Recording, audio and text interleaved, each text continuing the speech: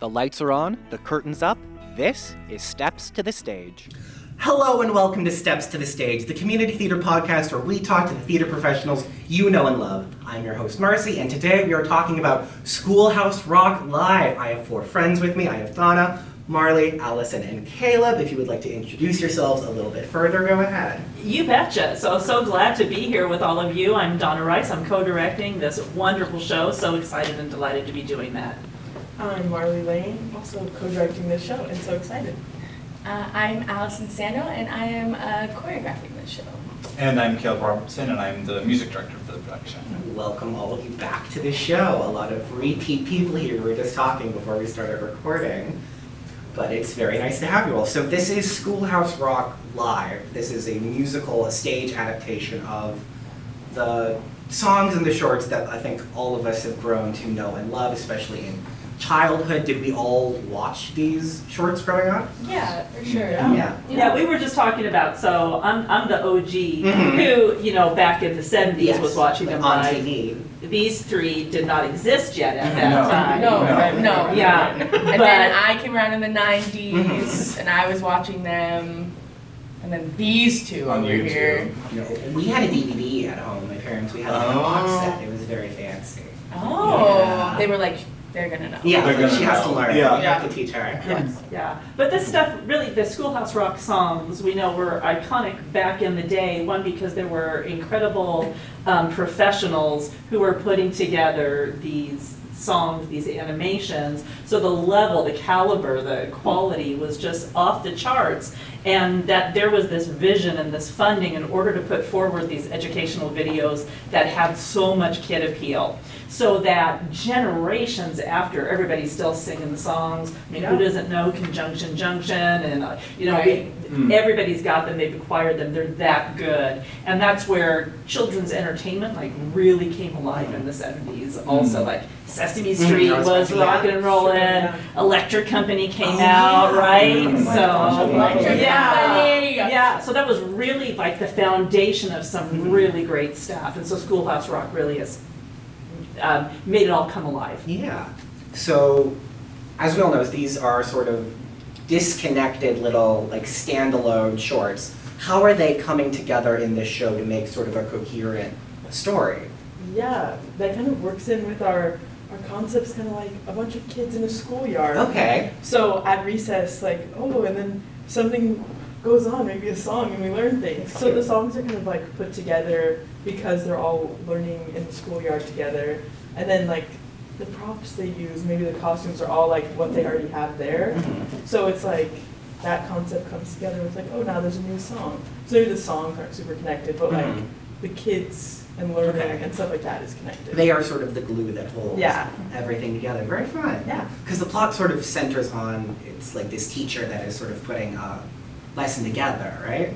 Yeah. Yeah, okay. Yeah, and he's got sort of parts of his ego or her, or there, we'll see who is cast and how it's portrayed, because we've not cast yet.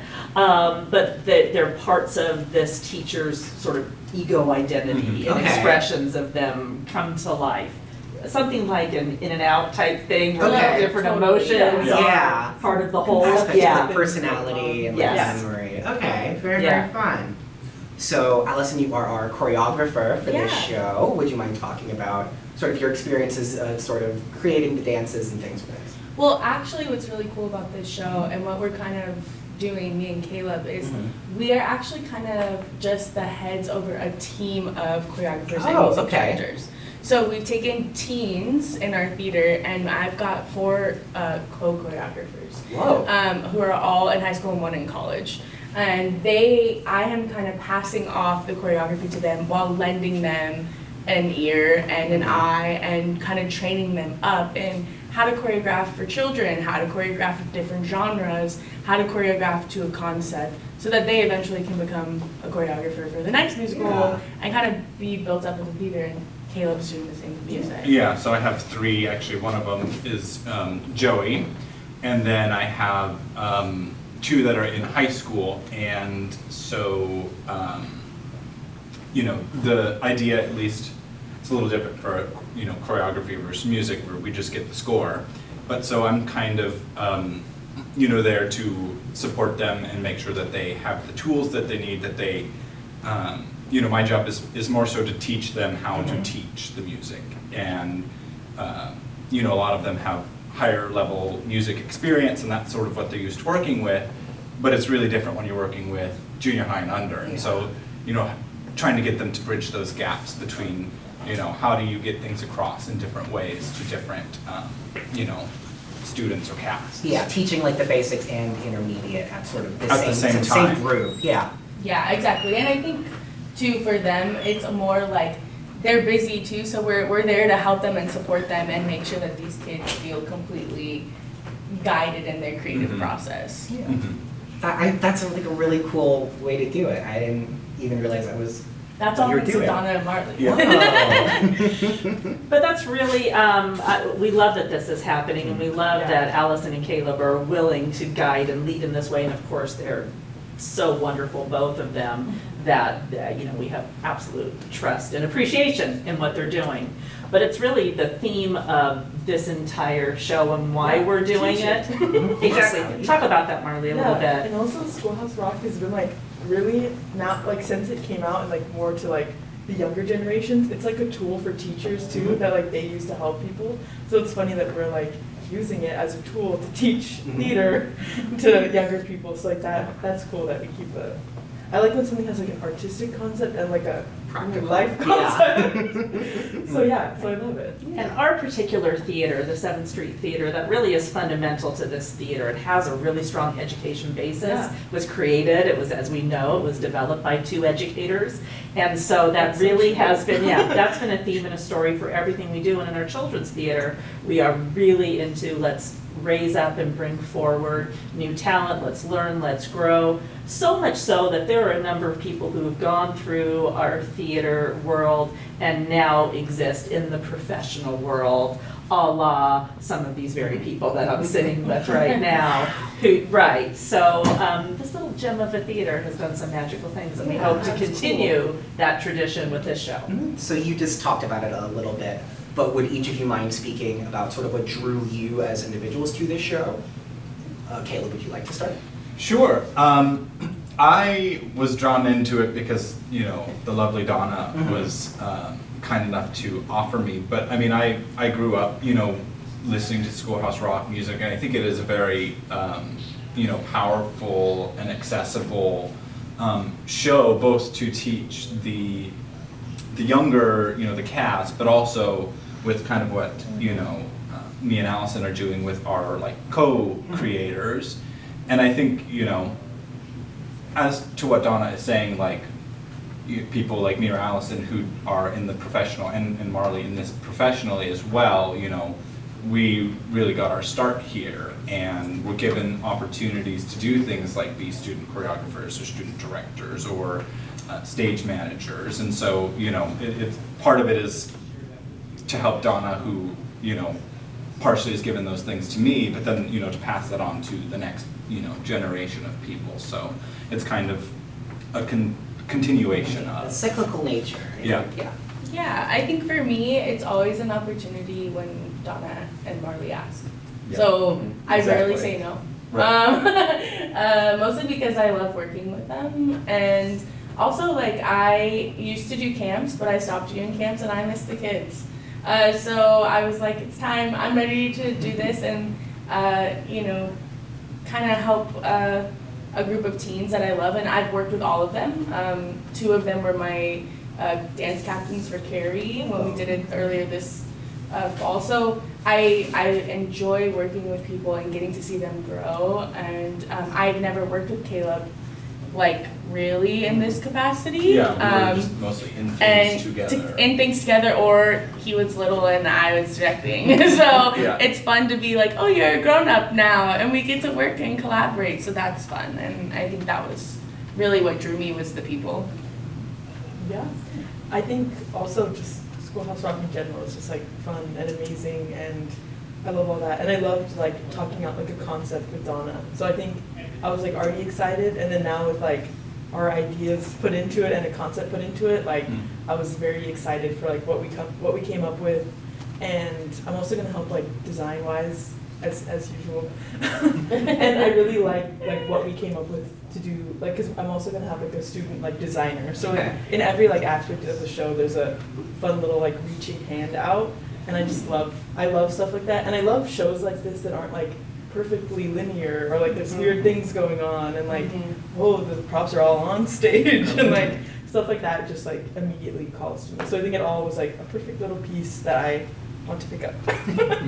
Yeah, same. I agree that, well, one, look at the talent that I'm sitting with and the, what they all bring to the table. These are all real pros, real visionaries, such creatives, and also who are all in giving their heart and soul to something. So how lucky am I to be collaborating with these wonderful people? And I really appreciate, as I'm a long-time theater teacher, I've been doing this for a long time. And one of my greatest joys are, watching young talent rise up and claim their own vision and step into their own space. And these are three whom I would trust with anything. And so, and I love seeing what they each do individually. So to have this collective, dang, we are just gonna put on something so glorious. Makes me so happy. I learned early on in my professional career that the best thing you can do, whatever you're doing, is surround yourself with people who you think are smarter, more creative, bring more to the table than you, that you see in that way. Exactly. Look at this. Aw. So, yay. Thanks, Donna. Oh my gosh. Yeah, geez, I'm crying. So a question that I had written down originally just for Donna was sort of what drew you to this show as a teacher, someone with that background, but as you two were just talking about, sort of, you're all becoming teachers who were involved in this production, and I thought that was a really interesting perspective to sort of speak on. So again, we can start with Donna, but I would love to know the three of you as from a teaching sort of guidance perspective, sort of what that is like, especially if it's new for the two of you. Yeah. Early on directing, I know that I had a tendency, I wanted to go and, shape everything that they were doing and feed to them. This is how it, I learned quickly that, of course, what a killer that is. It ruins all of the creativity. It shuts down so many great ideas that can come about. So directing is like teaching in that you're there to support, to offer guidance, to give some feedback, but to let them fly. And also to let everyone fail. And by fail, I mean do things in ways that don't work out, because that's how we learn and develop something new. So you gotta relax and let go and let that happen. So, and I think Marley already spoke about that so beautifully, about why this education basis is so important to us. So I'm just really eager to see what comes about. Why this show? Because, little Donna loved this stuff like crazy, and that I get to come and put this on stage is great. But also, one of my sons, our engineer Joey here, one of his first shows was this show with the wonderful directors Gracie Arvizo and Patty Quiros, and he loved it so much, and I'm like, well, yeah, that I could do this, and that he is a part of it as well as one of the musical directors. Is like, what a joy that is for this mama's heart. That's cool. So there you go. Again, the cyclical nature of this building. Yeah, I mean, when it comes to teaching, I don't know. I've been involved in camps and stuff, so that's similar. Yeah. And then I think kind of what I spoke about before, I think it's also like a love letter to the teachers of the theater. Yeah, I found my mom's a teacher, and so it's just fun for us to work that muscle in teaching, and for the kids, I think it works better when they have a bunch of hands in helping them. So that's Can we just say, you mentioned your mom, who's head producer, That's who true. also has Oh. 3 producers That's who true. are training up, no, 4 It's four happening producers who everywhere. are training up under That's so her, true. with her That's so true. for this show. That It's is across the board. hilarious. Isn't that great? That's perfect. Wow. Wow. Even producing teaching. Yeah, it's what we do. Yeah, and we even have, because Maya's gonna be our stage manager, and I don't think she's really done it before. So it's people learning and teaching. I don't know. It's just fun and beautiful and feels theatery. For me, I'll be honest, teaching is my life. This is not new to me. Okay. I've been a teacher since, my first teaching job was here when I was 17, when I did camps. So like I've been teaching here for a long time, and I think all of my shows have carried that teaching aspect with it. Like I can't help it, which is why I think I partner well with people who value that. And I think I've been a teaching artist for a long time. I've taught at multiple schools and high schools. So like I kind of, for me, I will always make sure that I'm teaching in some regard or that I'm being taught. And I think for this show, I'm kind of excited to be on the other end of it, of like letting these choreographers find new things and let this next generation talk to the generation underneath them and see what they're talking about and see what they're bringing to the table and what their ideas look like, so that I can kind of be in a learning position while still being a guide, you know? I think that's what's really important in this particular style of teaching, which is dance, because dance is literally, you have to do it. I can't do it for you. So you're gonna have to use your body and your mind and then give it to me and we'll see what we can do with it. But I think teaching is just in my body. It's also generational. You know, my grandma was a teacher. I've been surrounded by teachers my whole life. Me and Marley always talk about like growing up at elementary school versus going to an elementary school is a different experience. You know, like staying at the school with your mom till 7 p.m. and or being a teacher who's like, hey, I need help organizing these papers, and you're like, I just want to go to lunch, grandma. And you know, like, I was grading papers with my grandma. I became a teacher's assistant pretty early on, so you know, I think that's kind of where I fall into the teaching line. It's just like, I'm just excited to see what everyone does, and now we have there's so many, and it's like, oh, this show's gonna be fun. It's gonna be crazy, but it's gonna be fun. Yeah, I mean, I think I've done a handful of shows here. I've done lots of work with classical music and also theater in high school. And I think for me, or the part that I really enjoy about the teaching experience is I think, you know, a lot of people will underestimate, oh, well, they're just elementary students, or they're just junior high students, or they're just high school students. When really, I mean, if you remember when we, Colin actually was my assistant director for a show I did here 2 summers ago. And, you know, the top vision is challenge them to do more than they think they can, because they can. And I think when you really, really, really, really give them honest feedback and you let them try things, you let them fail, you let them learn, you give them the tools that they need, they're gonna fly. And when, you know, people come to see the show, or when the cast is talking about the experience of the show, they're like, man, we learned a lot, and we did way more than we think we ever thought we could. And I think that's what I enjoy, is seeing people sort of supersede these barriers or things that they don't think that they can achieve, when really they just need somebody there to give them a little help. And I think that's what I enjoy most about the teaching experience. So I'm excited to do that in a slightly different role, where I'm not directly, you know, have my hands on the music, but I've got my hand on the shoulder of people touching the music. And so that'll be an interesting experience. Oh, what a cute little picture. Yeah. Let's amplify something that you just talked about, Caleb, also, which is this idea of how people perceive children's theater and how and what children can do. This is some of the most exceptional talent. One, they're very flexible, very directable, so eager to rise and explore, and the depth of understanding and their presence with their feeling selves and their own lived experience and being present in the moment. All of this is just glorious.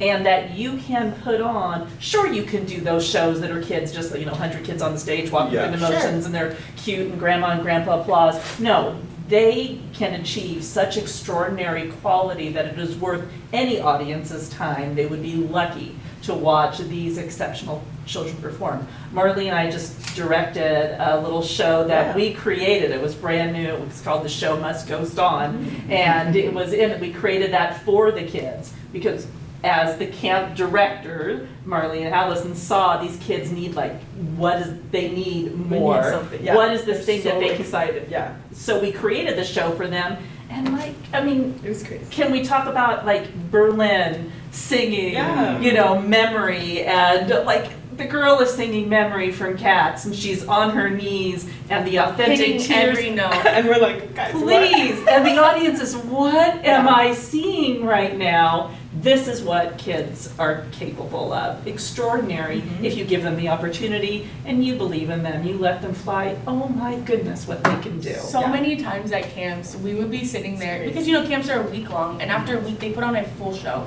A 45-minute one act. And you're sitting there and we would be like, just staring at them like, in 1 week, they have accomplished fully bringing in an audience and keeping them, and not just because they're their parents. We had people come back and be like, can we come to the second show? And we'd be like, yes. Or they'd be like, there's only 2 shows? And we'd be like, yeah. Because like, they were and they were writing the scripts, which is also like crazy. Yeah. Because like, they actually have so many things inside of them that they can share. And when you get a group of adults, which I something also about Schoolhouse is like, when you get a group of adults who go, yeah, totally, I'm on board for that, they immediately are like, it just opens up for them because someone believes in them. So like, that's also a part of it too. Like, we're surrounded by people who believe in them. Yeah, that's beautiful. Like, what a wonderful, Yeah. Yeah. So, Schoolhouse Rock opens March 7th, at Yes. 7 o'clock. Yes, that's correct. 7 at 7. Too detail-oriented here. Of course, thank you, the 4 of you, for speaking to me. Yeah, It was a of wonderful course. conversation. To close out the show, would you mind talking about your favorite song of Schoolhouse Rock? In the show or just as a part of the cartoon? Oh my gosh, that is like, that is a Sophie's choice there, right there. Yeah. Did I overstretch on that one? No, but it's like they're all so fabulous and wonderful, and everything is a delight. But I know one that's really close to my heart, because also it was close to my kid's heart, and he was featured in this song, is Interjections, which is just, I don't know, it makes me, it's delightful. It makes me delightful? No, it doesn't make me delightful, but the song is delightful. It makes me feel Delighted. Delighted. Yeah. Thank you. I can use my parts of speech correctly. I think I need some Schoolhouse Rock. We're talking about teaching everybody. Well done. I was like, oh my gosh. All right, how do you pick? I have a lot of like 3 is the magic number. My dad played on guitar a lot, and Aw, like for us. way. So I love that. And a little preamble. That was actually in Wolves. Oh, which is wait, funny. really? That's right. So like, I'm like, obviously I'm continuing. So like, The cinematic I think universe those are evolves. like, I love, for sure. I actually was obsessed with A Noun as a Person, Place, and Thing when I was a kid. But I also have a very, very special place in my heart for 3 is a magic number, all because of Jack Black. Like, it has nothing else to do with anything other than Jack Black saying that when they did School of Rock, and he is making a joke, and I was obsessed with that melody, but I didn't know where it was from. So then I researched it in high school, and then I would play that song while I was walking to class. So, Jack Black, that's a good one. Yeah. I think I'll make a single choice, but I was torn between preamble or conjunction function, and I think I have to go with conjunction. Junction. Conjunction, junction. Just because I think it's a bit a lot of them have a sort of sound to them, and I like that it's got a little bit of like funk to it. Yeah. It's kind of different, and I like that. I actually lied, and I'm just a Bill. That's actually, I forgot about that's that one, cool. and Yeah. I'm sorry, but that one's the one. Iconic. Yeah. For sure.